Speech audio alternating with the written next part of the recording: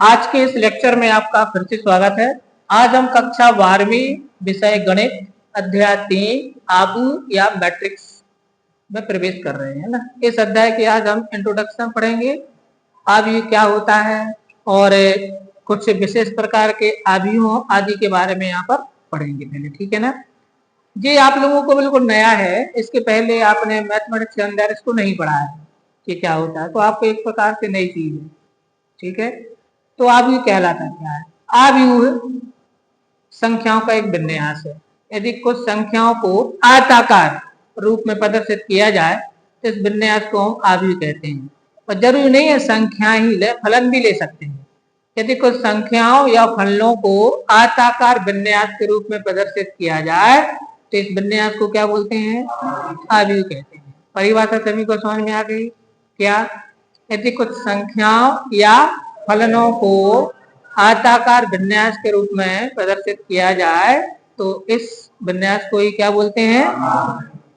आव्यूह का ये संकेत होता है, हम इसको स्क्वायर ब्रैकेट के अंदर लिखते हैं, ठीक है। जैसे मैंने यहाँ पर कुछ संख्या लिख दी 5 7 2 1 3 4 1 5 2 कुछ भी, ये एक आव्यूह है। इसी प्रकार मैंने लिखा 1 4 3 5, ये भी क्या है? आव्यूह है। मैंने लिखा x y z a b c, ये भी क्या है? आव्यूह है। मैंने लिखा 1 2 3 स्क्वायर ब्रैकेट इस टाइप से बना दिया तो ये भी एक आव्यूह है। मैंने लिखा 2 5 7, ये भी एक आव्यूह है। या मैंने लिखा 4, ये भी एक आव्यूह है। होते हैं, कितने ही हो सकते हैं, ठीक है ना। मैंने परिभाषा में ये तो नहीं बताया कि कितने में लिखना है, आपको कितने ही हो सकते हैं, लेकिन हमारा अध्ययन यहाँ तक सीमित है, ठीक है ना। मैंने हमारे लिए 3 बाय 3 तक काम करना है। कहाँ तक करना है? अब इस आव्यूह में देखिए क्या कहलाती हैं। इसमें जो प्रत्येक जो संख्या लिखी है या जो फलन या जो चर लिखा है उसको अपन आव्यूह का एक अवयव बोलते हैं। क्या बोलते हैं? आव्यूह का तो क्षैतिज अवयवों का समूह है, इसको अपन पंक्ति बोलते हैं, रो। पंक्ति क्या बोलेंगे? पंक्ति या रो बोलेंगे। और वर्टिकल रूप में मतलब ऊर्ध्वाधर जो समूह है इसको अपन बोलेंगे कॉलम। क्या बोलेंगे? कॉलम या स्तंभ। क्या बोलेंगे? कॉलम या स्तंभ कहलाएगा। तो याद रखना, हॉरिजॉन्टल समूह जो होगा आड़ा वाला उसको अपन क्या कहेंगे? पंक्ति। और खड़े वाले को क्या कहेंगे? स्तंभ। तो इसमें अगर मैं आपसे बोलूं कि आप काउंट करिए कि कितनी पंक्ति कितने स्तंभ हैं, इसमें 1 2 3 पंक्तियां हैं, 1 2 3 स्तंभ हैं। तो हम यहाँ पर लिख देंगे 3 बाई 3, 3 गुणित 3 लिख देंगे। इसको बोलते हैं आव्यूह की कोटि, ऑर्डर ऑफ मैट्रिक्स, आव्यूह की कोटि। तो कोटि हमें क्या बताती है कि इसमें कितनी पंक्तियां और उन पर कितने स्तंभ हैं, और दोनों का गुणा कर दोगे तो अवयवों की संख्या निकल आएगी। जैसे 3 तिरका 9, तो इसमें 9 अवयव। इसी प्रकार से इसमें देखिए कितनी पंक्तियां हैं, स्तंभ कितने हैं, तो मैंने लिखा 2 गुणित 2 यानी 2 बाई 2। तो इसकी जो कोटि है वो 2 बाई 2 है, या 2 गुणित 2 इसकी कोटि है। 2 पंक्तियां तो स्तंभ है। इसमें देखते हैं 1 और 1 2, 2 पंक्तियां हैं, 1 2 3, 3 स्तंभ है। इसकी कोटि क्या है? 2 गुणित 3 है, 2 बाई 3 इसका ऑर्डर है। अब इसमें एक ध्यान रखना, हर जगह याद रखें, यहाँ तो दोनों बराबर थे, यहाँ से आपको नोटिस करना है पहले पंक्तियों की संख्या लिखना है, गुणित बाद में स्तंभों की संख्या लिखना है। अब इसको 3 गुणित 2 नहीं लिख सकते, समझ आएगी ना बात। पहले क्या लिखना है? नंबर ऑफ रो, फिर लिखना है नंबर ऑफ कॉलम। ध्यान रहिएगा, नहीं तो उल्टा हो जाएगा, तो आव्यूह उल्टा बनेगा। आप इसकी कोटि बताइए, इसकी कोटि कितनी होगी? 1 2 3, 3 पंक्तियां हैं, 1 स्तंभ है, 3 बाई 1 है। क्लियर है? उसको देखिए पंक्ति कितनी है? 1, लेकिन कॉलम कितने हैं? भले ही एक अवयव से बना है लेकिन कॉलम कितने हैं? 3। तो 1 बाई 3 है, ये 3 बाई 1 है। तो क्या हम 1/3 को 3/1 लिख सकते हैं? नहीं लिख सकते हैं। इसलिए ऑर्डर का ध्यान रखना कि ऑर्डर ना बदल जाए, ठीक है। और ये इसका देखिए, एक पंक्ति और एक ही स्तंभ है, तो इसको लिखेंगे 1/1। ये कहलाएगा एकल आव्यूह। कौन सा कहलाएगा जी? तो क्या आप लोगों को समझ में आ गया आव्यूहों के बारे में? आव्यूह एक प्रकार का विन्यास है, आयताकार या वर्गाकार विन्यास है संख्याओं या फलनों का, ठीक है ना। इसमें जो भी संख्या या फलन सम्मिलित होते हैं, प्रत्येक को आव्यूह का एक अवयव, एलिमेंट बोलते हैं, ठीक है ना। कितनी पंक्तियां हैं, कितने स्तंभ है, उनसे आव्यूह की कोटि बनती है। आव्यूह को हम स्क्वायर ब्रैकेट के अंदर लिखते हैं, मतलब आव्यूह को आपको ये नहीं कर देना, ऐसा नहीं कर देना, नहीं तो गलत हो जाएगा। इसको हम बोलेंगे सारणिक। क्या बोलेंगे? सारणिक को हम हल कर सकते हैं, आव्यूह को हल नहीं करते हैं, आव्यूह खोलते नहीं है, बंदी रहेगा वो। इसलिए ध्यान रखना है कि ये अगला अध्याय जो है वो आपका सारणिक का डिटर्मिनेंट है। तो डिटर्मिनेंट को अपन खोल करके हल कर सकते हैं। एक निश्चित मान उसका होता है, आव्यूह का कोई निश्चित मान प्राप्त नहीं कर सकते। समझ आएगी ना बात? इसलिए आपको आव्यूह को ध्यान रखना है कि हमें ये कैसे बनाना है। अब हमें आते हैं आव्यूहों के देखो प्रकार। अगला आपको लिखा है आव्यूहों के प्रकार। तो अगली हम आव्यूहों के प्रकारों पर बात कर लेते हैं। मिल गया सभी को? मिल गया? तो हम अब बात कर रहे हैं वो किस पर? आव्यूह के प्रकार पर। तो पहले कोटि समझ में आ गई सभी को? अच्छा एक और देख ले। एक एग्जाम्पल नंबर 1 लिखा है। एग्जाम्पल नंबर 1 क्या लिखा है? 3 फैक्ट्रियां 1, 2 तथा 3 में पुरुष तथा महिला कर्मियों से संबंधित निम्नलिखित सूचना पर विचार कीजिए। मिला? अब सूचना क्या दी है देखो। फर्स्ट वाली जो फैक्ट्री है उसमें 30 पुरुष और 25 महिला कर्मी हैं। दूसरी वाली में 25 पुरुष और 31 महिला कर्मी हैं।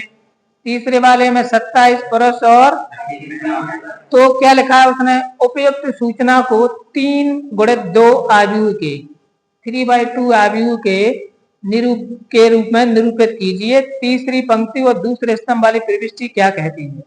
ठीक है ना। तो अपन ने क्या कर दिया इसको, देख रहा है आपको? तो बिल्कुल सिंपल सा उसने 30 मतलब जो जैसी संख्याएं थी, जो जैसी संख्याएं थी उसने वैसी लिख दी। तो पहली वाले में कितनी थे? 30 और 25। दूसरे वाले में 25 और 31। तीसरे वाले में ये बन गया। तो इसमें कितनी पंक्तियां हैं?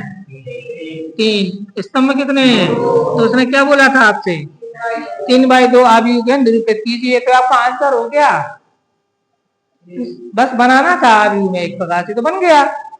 समझ आ रही बात आपको? तो ये तो कोई दिक्कत ही नहीं है इसमें तो। लेकिन वो क्या कह रहा था आपसे कि दूसरे, क्या उसमें कह रहा है कि तीसरी पंक्ति और दूसरे स्तंभ। तीसरी पंक्ति कौन सी है? ये है। और दूसरा स्तंभ कौन सा है? तो वो कह रहा है क्या प्रदर्शित करता है। तो जो तीसरी वाली पंक्ति है ना, वो फैक्ट्री 3 में, ये पहली फैक्ट्री थी, ये दूसरी, और ये कौन सी थी? तो तीसरी वाली पंक्ति तीसरी फैक्ट्री में पुरुषों और महिला कर्मियों की संख्या को निरूपित करती है, पंक्ति। और जो दूसरा स्तंभ है, ये तीनों फैक्ट्रियों में कितनी महिलाएं काम करती हैं, महिलाओं की संख्या को पृथक पृथक व्यक्त करता है। अर्थात पहली फैक्ट्री में 25 महिलाएं, दूसरी फैक्ट्री में 31 महिलाएं और तीसरी फैक्ट्री में। तो ये सवाल में कोई दम नहीं थी, एक प्रकार से इंट्रोडक्शन मात्र थी आपको, ठीक है ना। एक प्रकार की इंट्रोडक्शन थी। अब आप आ जाएं इसमें, नीचे लिखा है उदाहरण नंबर 2, एग्जाम्पल 2 दिख रहा है ना। एग्जाम्पल 2 में उसने क्या लिखा है आपको? यदि किसी आव्यूह में 8 अवयव हैं, कितने अवयव हैं? कितने अवयव हैं? 8 अवयव हैं। तो कह रहा है कि संभव कोटियां बताइए। कह रहा है आपसे, क्या बोल रहा है इसकी? तो आपको क्या करना है, आप ऐसी संख्याओं के गुणनफल के रूप में लिखो 8 को, कि उनका गुणा करने से 8 आ जाए वापिस। तो जैसे देखो, हम 8 को क्या लिख सकते हैं? 8 × 1, या 1 कम कर दो यहाँ से तो आएगा नहीं। जैसे 4 में दे 2, यहाँ पर 2 करेंगे, 2 का भाग दे दो तो 4 गुणे 2, इसका उल्टा भी कर सकते हैं, लेकिन अभी 4 का ही भाग दे दो तो क्या आ जाएगा इसमें, 4 दूनी 8, 2 गुणे 4 भी लिख सकते हो, लिख सकते ना। आप इसका उल्टा कर दो, ये इसका उल्टा हो, इसका उल्टा कर दो, 1 गुणे, मानिए कौन सा अवयव है, इसमें 8 पंक्तियां हैं और 1 स्तंभ है। ये कौन सा अवयव है, 4 पंक्तियां हैं 2 स्तंभ है। ये कौन सा अवयव है,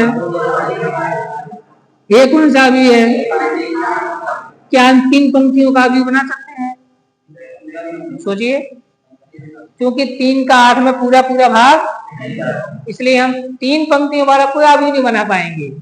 तभी तो उसने प्रश्न क्या दिया, उसने प्रश्न दिया कि अवयव की रचना कीजिए, कल का इसकी संभव कोटियां क्या हो सकती है, संभव। तो उसने ऐसा क्यों लिखा, संभव कोटियां, ये शब्द क्यों लिखा, क्योंकि 3 के साथ कोई कोटि नहीं बनेगी, 7 के साथ कोई कोटि नहीं बनेगी, 6 के साथ कोई कोटि नहीं बनेगी। ये थोड़ा सा ध्यान रखना है अपन के लिए। तो क्या बन गया हमारा आंसर, 1 गुणे 8, 8 गुणे 1, 4 गुणे 2 और 2 गुणे 4, तो कितनी बनेगी, 4। तीसरा एग्जाम्पल देखते हैं, तीसरे से आपको अब ये चीजें समझ आएंगी। तीसरे एग्जाम्पल से अपन काम चालू करते हैं। यहां तक तो आपको एक प्रकार से इंट्रोडक्शन ही थी, ठीक है, तो आपने कवर कर ली। अब उदाहरण नंबर 3 समझिए, और यहां से आपको ये जो उदाहरण मैं बता रहा हूं ये इंपॉर्टेंट है, परीक्षा में आया हुआ है, ठीक है ना, पिछले टाइम में, पिछले पेपरों में, परीक्षा में आया है। क्या लिखा है, एक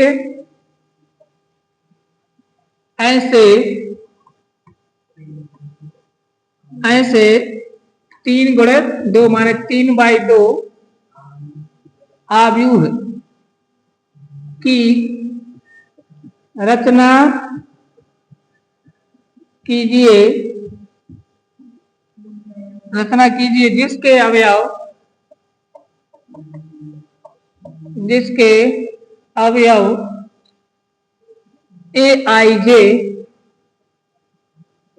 aij बराबर 1/2 मॉड ऑफ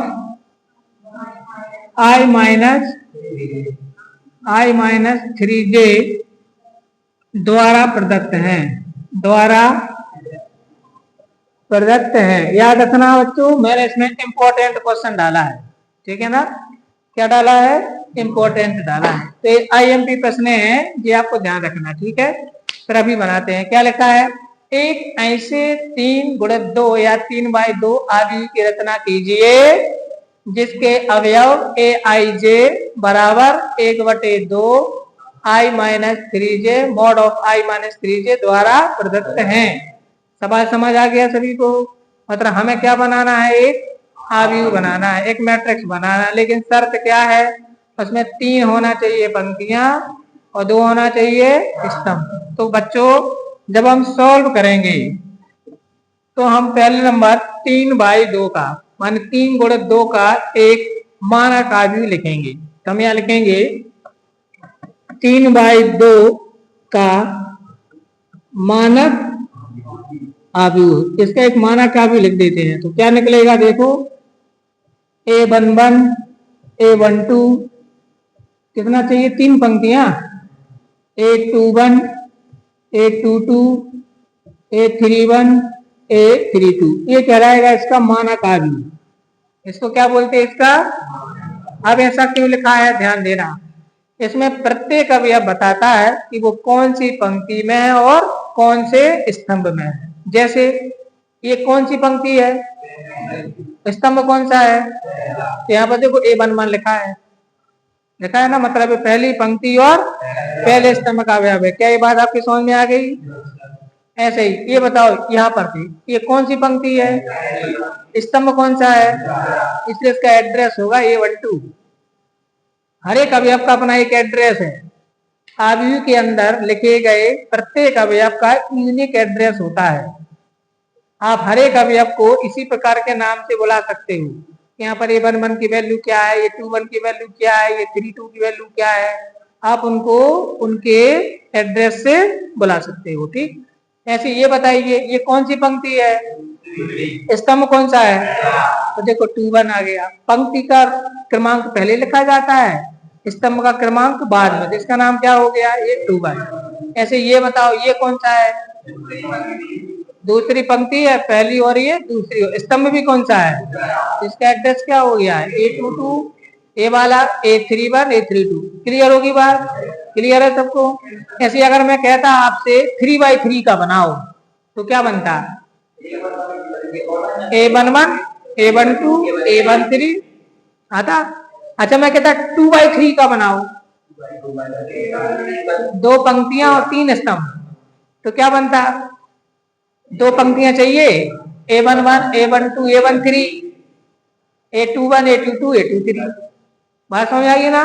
तो सबसे पहले हमें ये आना चाहिए कि अगर हमें किसी निश्चित ऑर्डर का, ऑर्डर माने कोटि, किसी दी गई कोटि का अभी बनाना है तो कैसे बनाना है। सबको बात क्लियर है? जरूरी थोड़ी है परीक्षा में यही के यही प्रश्न आ जाए। 3x2 की जगह 2x3 3x3 3x4 आ जाए तो क्या करोगे? ठीक है। अब बच्चों जो इसमें सवाल में AIJ दिया है ना, इसमें आई का मतलब है आईवी पंक्ति और जे का मतलब है जेवा स्तंभ। तो ये पंक्ति और ये स्तंभ को व्यक्त कर रहा है। तो हम क्या करेंगे, जब इसका मान निकालना पड़ेगा तो आई का मान 1 जे का मान 1 लिख देंगे, ये 1 1 की वैल्यू निकल आएगी। क्लियर है ना? अब देखो आवी कैसे निकलेगा, ये हो गया, माना का भी हो गया। अब इनके मान निकाल करके यहाँ पर रख देंगे तो हमारा आंसर आ जाएगा। तो सबसे पहले आपको दिया क्या है, क्या लिखेंगे, चूंकि AIJ इक्वल टू दिया है 1/2 mod of I minus 3J। Clear है ना? तो सबसे पहले यहाँ पर यदि I बराबर 1 यानी I बराबर 1 और एवं J बराबर 1 रखने पर I का मान 1 रखो और J का मान 1, तो जो हो जाए A11। तो बताओ काय का मान निकल रहा है? तो यहाँ पर जहां आपको I दिख रहा है वहां पर लिखना है 1, जहां J दिख रहा है वहां भी क्या लिखना है? 1। तो आया 1/2, यहाँ पर आएगा 1 माइनस 3, 3 एकम 1 में से 3 घटाओ -2, लेकिन इसमें क्या लगा है तो वो प्लस हो जाएगा, तो हो जाएगा 1/2 मल्टीप्लाई 2, कटपिट के आंसर कितना आ गया? तो A11 की जगह पे हमें 1 लिखना है। ये बात समझ में आ गई? अब लिखो I बराबर 1 तथा J बराबर 2 रखने पर। सवाल समझ आ रहा है सभी को? हाँ, ऐसा ही एक सवाल एक्सरसाइज में है, तो निकलेगा A12 निकलेगा ना। A12 की वैल्यू क्या आएगी? 1/2 mod of 1 minus 3 multiply 2, 1/2 1 minus 6 -5, 5/2 लिख दें सीधा। चलो A12 हो गया। अब क्या चाहिए? तो मुझे किसकी वैल्यू क्या लेनी है? I की वैल्यू तो 2 लेनी है। I बराबर 2 तथा J बराबर 1 पर A21 निकलेगा। I की वैल्यू 2, J की वैल्यू जहाँ आई है वहां तो लिख दो, इक्वल टू आ जाएगा 1/2 mod ऑफ 2 माइनस 3 इंटू 1। आएगा नहीं आएगा? 1/2 2 माइनस 3, तो 1/2 -1 का 1 हो जाएगा, तो 1/2 आ गया वापस। समझ आया? चलिए अब I बराबर 2 तथा J बराबर 2 पर तो क्या निकलेगा? 8/2 A22 का मान निकलेगा।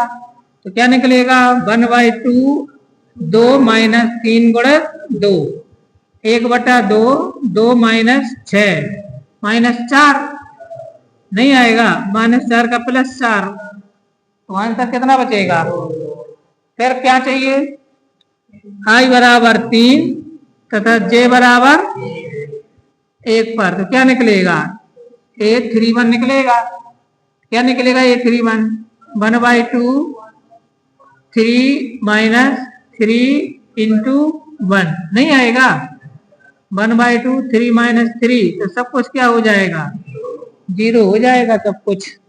अब चाहिए I इक्वल टू 3 और J इक्वल टू 2 पर तो क्या निकलेगा? 3/2 है ना। तो 1/2 यहाँ पर 3 माइनस 3 मल्टीप्लाई 2 ऐसे आएगा, 3 माइनस 6, तो क्या बचेगा? -3 का मॉड 3, 3/2 हो गया। यहाँ पर लिखेंगे मान रखने पर मान, या लिखते मानक आव्यूह में, मानक आव्यूह में क्या करने पर, मान रखने पर अभीष्ट, अभीष्ट का मतलब जो पूछ रहा था, अभीष्ट आव्यूह बराबर, अभीष्ट आव्यूह क्या बन जाएगा, चलो रखू मान 1 5/2, क्या लिखेंगे 1, यहाँ पर 5/2, फिर 1/2 और 2, 1/2 हो गया, 2 हो गया, और 0 3/2, और ये हमारा आंसर हो गया। आप आंसर मिला लीजिए, ये आ रहा होगा, ठीक है ना। तो ये इंपॉर्टेंट प्रश्न है बच्चों, क्या आप लोगों को समझ में आ पाया। अब देखो सेम क्वेश्चन एक्सरसाइज में होगा, देखो ये सेम इस टाइप का ये क्वेश्चन आपको एक्सरसाइज में दिया होगा।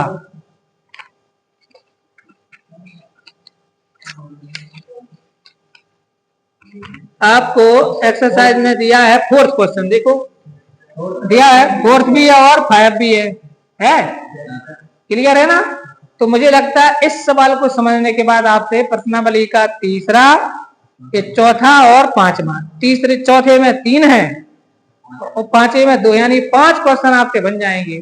अब इसी से आपको समझ में आ रहा है कि इंपॉर्टेंट है, एक एग्जाम्पल में है और 5 कहां पर है, एक्सरसाइज में, इसलिए परीक्षा में आया हुआ है। ठीक है बच्चों, नोट कर लो इसको।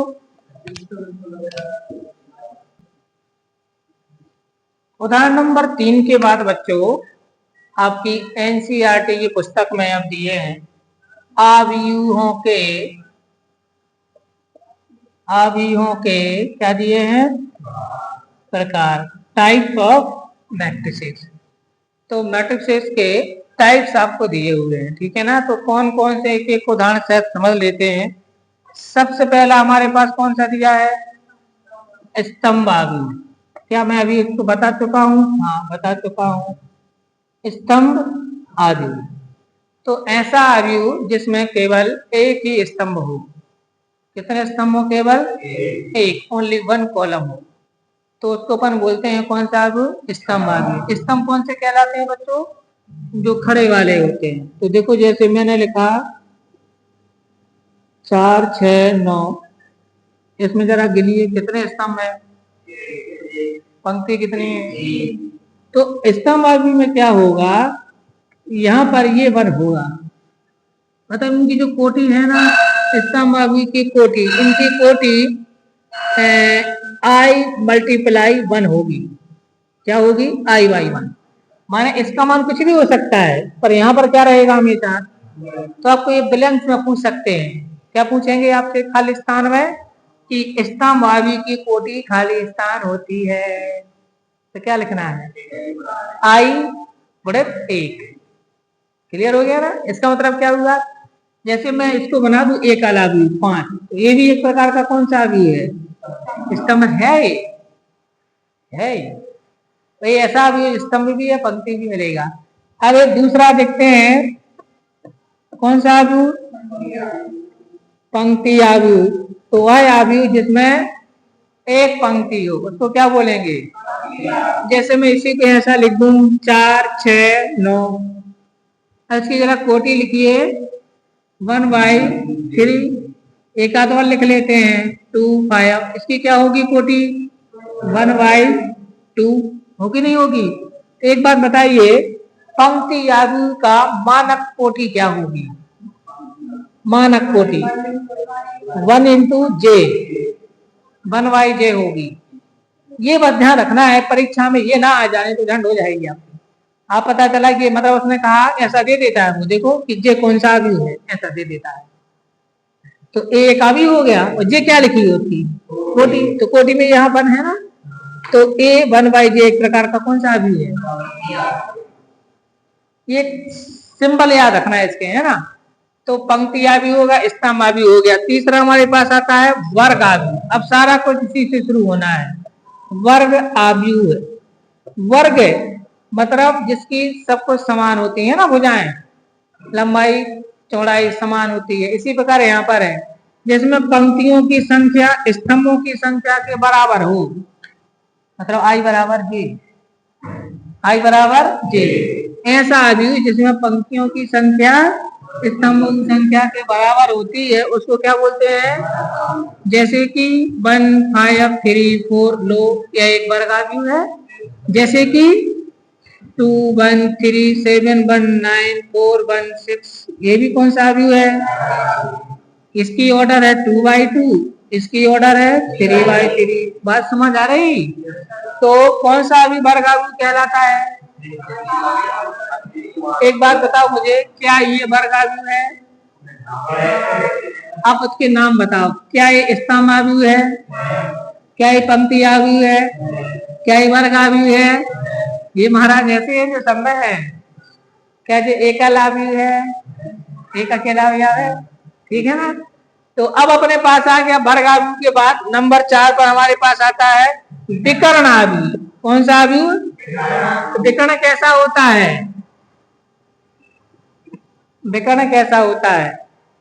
तो ऐसा वर्ग अवयव जिसके विकर्ण में अवयव हो और ऊपर नीचे हो या ना हो, समझ आ गई बात? लेकिन कहां पर अवयव होना चाहिए? एग्जाम्पल बोलिए। जैसे -1 0 0,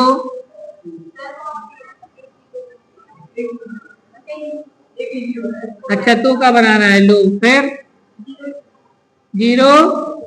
एक बात बताओ, इसको विकर्ण बोलते ना? अरे जब अपन कोई चतुर्भुज बनाते हैं तो इनको क्या बोलते हैं? तो देखो इसमें बस इतना ध्यान रखना, ये वाला विकर्ण है, इसके अवयव अशून्य है और बाकी के क्या है? शून्य है, तो इसको अपन विकर्ण अवयव बोल देते हैं। माने विकर्ण के अलावा सभी अवयव क्या होते हैं? शून्य होते हैं। तो इसको कौन सा अवयव बोलते हैं? एक बात सुनना भाई, ध्यान से सुनना, ध्यान से, है ना? क्या ये विकर्ण अवयव है? क्यों? इसमें विकर्ण बन ही नहीं रहा है, बन रहा है क्या? चलो और बताओ।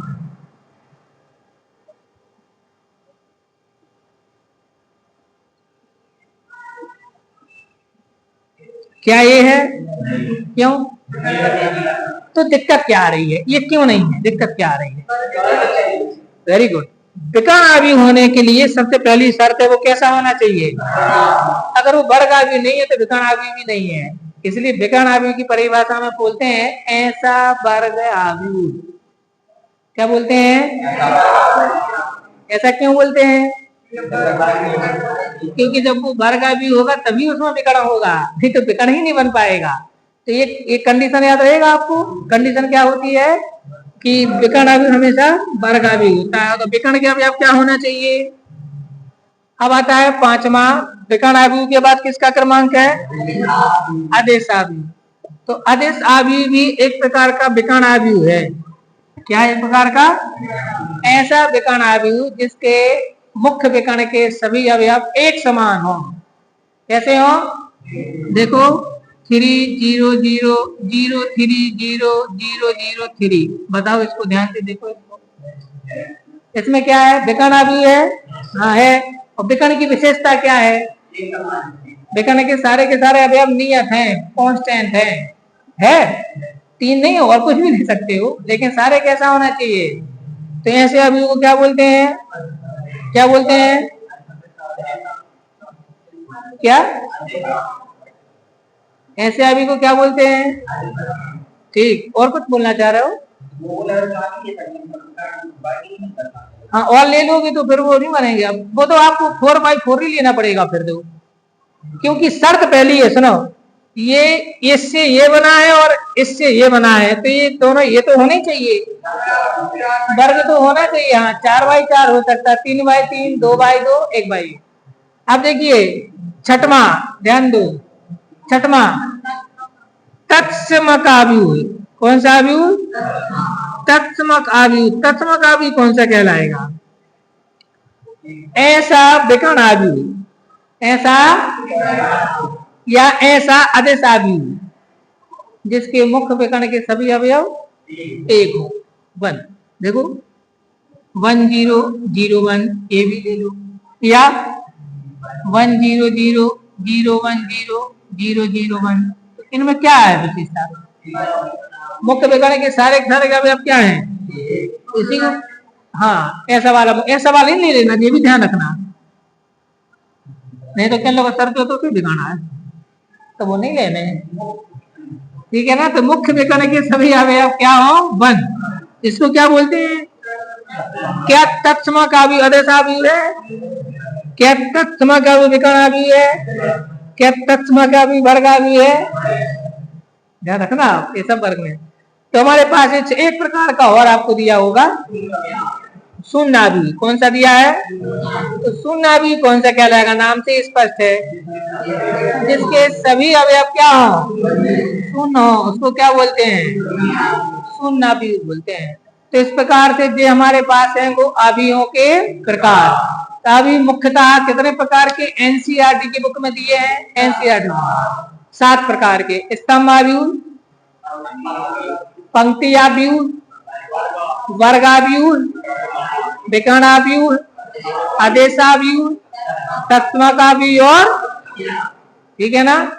अभी आपको इसकी कोई भी परिभाषा एग्जाम्पल या इनके ब्लैंक्स या पहचानने के लिए अभी दे करके नाम पूछेंगे, ऐसा कुछ भी ऑब्जेक्टिव क्वेश्चन में आपको आ सकता है, ठीक है ना। अब आप देखिए पहली प्रश्नावली आपसे बन जाएगी, ठीक है ना। इसमें जो भी प्रॉब्लम्स हो तो आज लगा लेना, कल आपको क्लियर कर देंगे, ठीक है ना। ठीक है, आज के लिए इतना ही काफी है।